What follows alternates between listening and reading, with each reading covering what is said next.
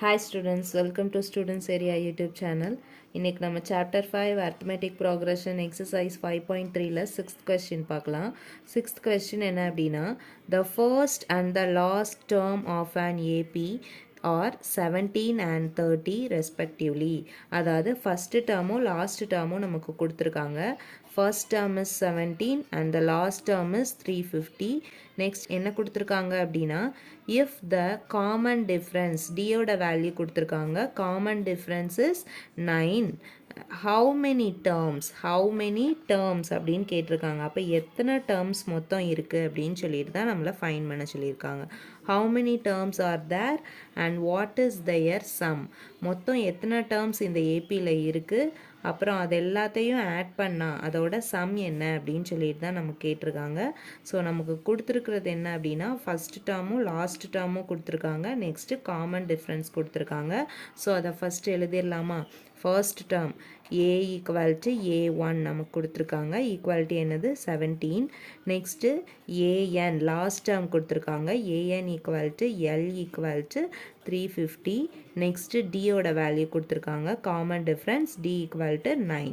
நம்மக்கிட்ட என்ன கேட்டிருக்காங்க அப்படின்னா, ஹவு மெனி டேர்ம்ஸ் என்னோட வேல்யூவும் நெக்ஸ்ட்டு சம் எஸ்என்னோட வேல்யூ தான் நம்மக்கிட்ட கேட்டிருக்காங்க. ஸோ நம்ம ஃபர்ஸ்ட் என்னோட வேல்யூ ஃபைன் பண்ணுறதுக்கு என்ன பண்ணுறோம் அப்படின்னா, இந்த ஏஎன் டேர்ம் எடுத்துக்கலாம். ஏஎன் ஃபார்முலா யூஸ் பண்ணி நம்ம இங்கே என்னோட வேல்யூ ஃபைன் பண்ணிக்கலாமா? ஸோ நம்ம ஏஎன் ஈக்குவல் டு 350 இந்த டேர்ம் எடுத்துக்கலாம். இப்போ ஏஎனுக்கு ஃபார்முலா சப்ஸ்டியூட் பண்ணலாம். ஏஎனோட ஃபார்முலா என்னது? a + n - 1 × d equal to 350. இப்போ ஏயோட வேல்யூவையும் டியோட வேல்யூவும் சப்ஸ்டியூட் பண்ணிடலாமா? a ஈக்குவல் டு 17 ப்ளஸ் என்னோட வேல்யூ தெரியாது n - 1, டியோட வேல்யூ 9 ஈக்குவல் டு 350. பாசிட்டிவில் இருக்கிற 17 ஈக்குவல்ட்டுக்கு இந்த சைடில் போகும்போது எப்படி மாறிடும்? நெகட்டிவாக மாறிடுமா? So n - 1 × 9 equal to 350 - 70.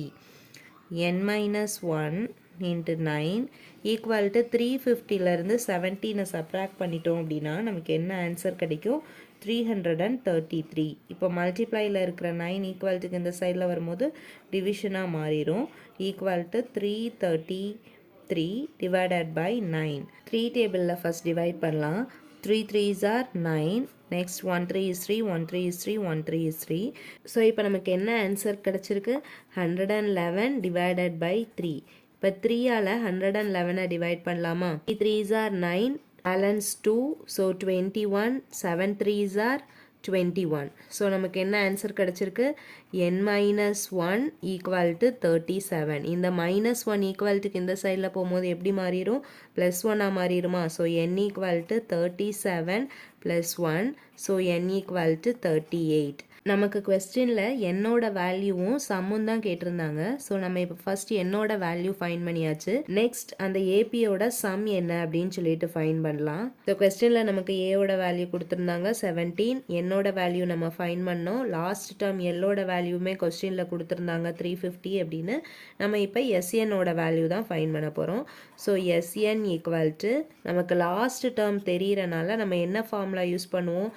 n/2 a plus l equal to என்னோட வேல்யூ 38 divided by 2, a ஓட வேல்யூ 17 plus l ஓட வேல்யூ 350.